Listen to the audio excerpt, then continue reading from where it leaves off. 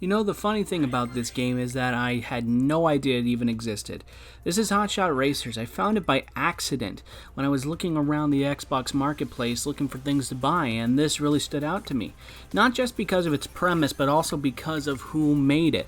So this is a racing game that seems to take a lot of aspects from the 90s, developed by a studio that is well known for its racing games, and not only that, but well known for its drifting, Sumo Digital.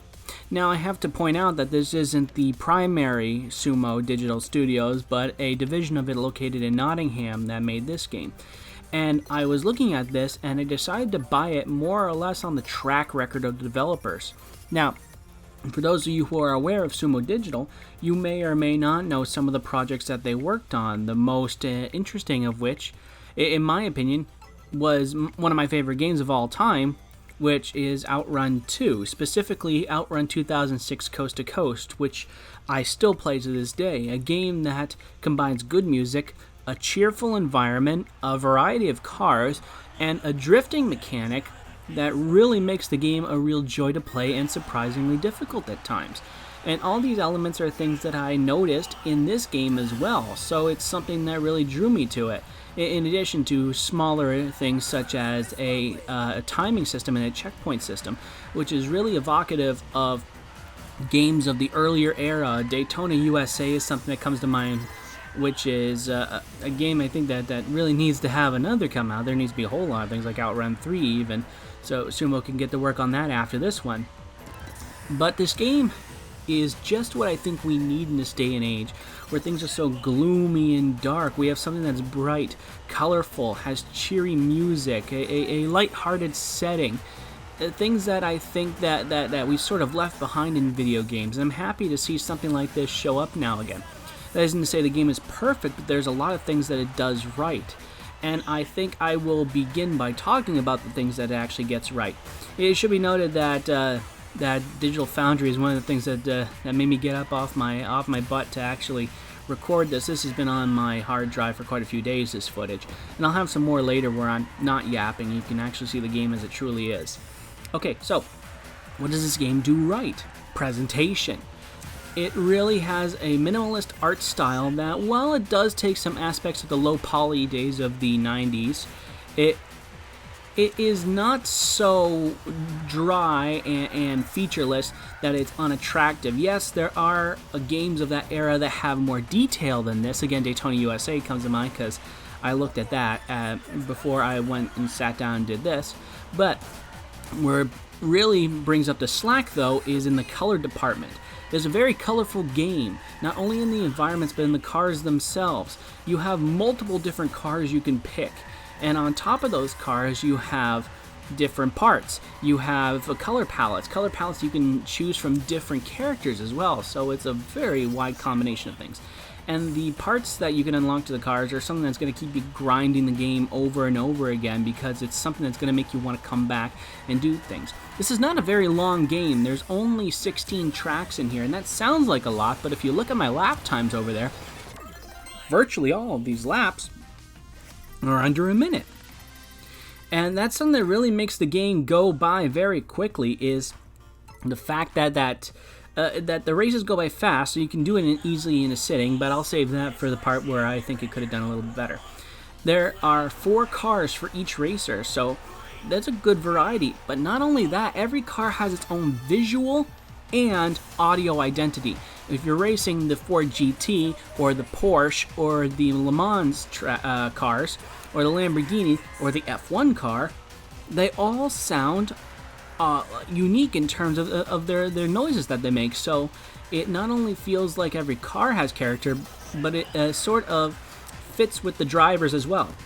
The drivers have stories, which is something I think is a very good effort, and the drivers have endings, which is really interesting in a game that's like $20 that just came out of nowhere.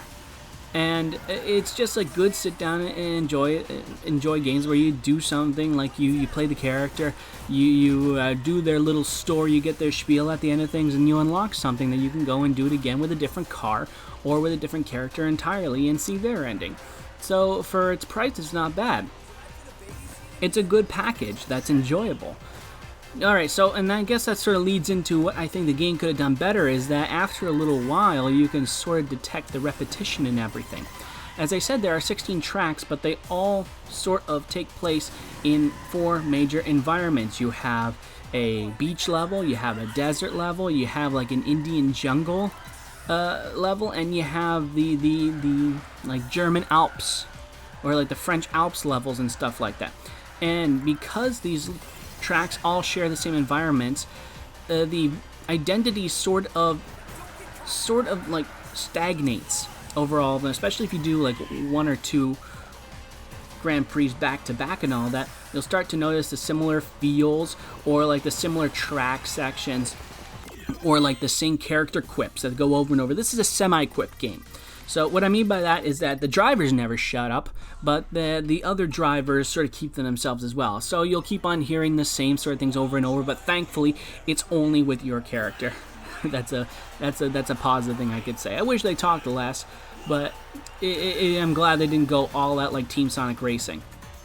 And so like that's the thing that this company was really known for, is doing like the All-Stars Racing Transformed. I know I mentioned Outrun before, I'm going to sneak this in later, but this is where I think a lot of people had a big exposure to these guys, was in the All-Stars Racing Transformed, Team Sonic. I think they worked on Dirt 2.0, I believe, but I could be wrong on that. I have to remember the research that I did on that.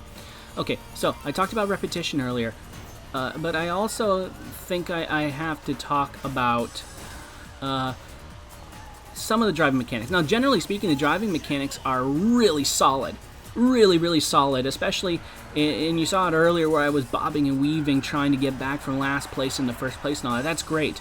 But I think like the major thing that sticks out to me is that there's some serious rubber banding here, and I don't know if it's just me. I like to think I race pretty well, even on the earlier tracks, even on the easier Grand Prix, but I find myself, after I get into the lead a good decent bit, these cars are really catching up to me, and I think I'm going pretty fast at times. I'm saving up my boosts, I'm trying to get ahead of them, but they sort of claw back up. Now, I don't know if this is like a conscious difficulty decision, or if it's something that they obviously put it in there, but I don't really know if it works so well. If you get stuck behind there, you're done, race is over. If you're far enough back, or if you get like in a big crash where you go into the wall. But if you get ahead, it seems that they catch up fairly easily. Maybe they're slipstreaming. If you look at the bottom, you can technically tell if a car is slipstreaming or something like that. It just feels like every race is a fight. Now that's great, the higher difficulty you're in, because every single racer from the olden days did that. Mario Kart comes to mind, like the rubber banding. But on the easier difficulties, I figured that the racers should at least have a little bit of breathing room. No joke, the very first race I had in this game, I actually unlocked an achievement where it was like within 1 second of winning. And I looked over and over again, and I'm constantly finding out that these races generally tend to end with second place inside of a second behind you.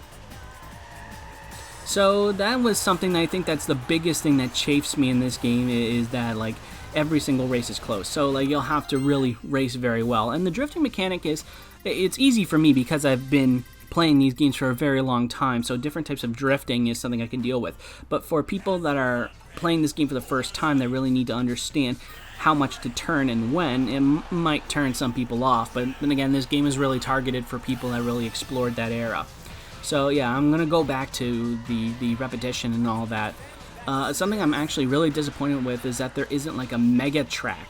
And what I mean by this is, all these races, as I told you, are in the same general environment. You can see similar set pieces as you race through different tracks. I think it would have been nice to have like a mega track, a marathon track, where you can go through all of like the presets in a way where you could just race everything as like a super hard mode or something like that, where I think like a longer race really would have stretched the enjoyment of this here. Performance-wise, I haven't really had a single major problem here. This game runs buttery smooth, has great resolution, and I don't recall seeing any performance issues. Everything is so super responsive. They made a solid game. I mean, Sumo knows how to make a good racing game. They've done it plenty of times in the past. They also know how to make decent tennis games, which is an interesting way to buff your portfolio, I suppose. But in terms of racing, they got this down. They know what they're doing. Everything is solid. You never see me sort of losing control of the car or fishtailing or anything like that. It's good. I think I really had to punctuate that. The driving is good. And it's augmented by like the nice music that plays, especially like that third lap. The third lap music where it gets faster and faster and stuff like that really makes you want to put the pedal to the metal. All those things add up to an enjoyable experience. So if I can sum up everything I said over the last nearly 10 minutes, is that it's good. It's great. Not perfect, but for 20 bucks, it's something that I think it will be enjoyable to play for quite a little while. So it's on the marketplace. Pick it up if you want to. Very cool game. I'm going to be playing it for a little while, maybe in short spurts, but I think it's what we need in this day and age. Something cheery, something fun, and something that you just think is a good video game.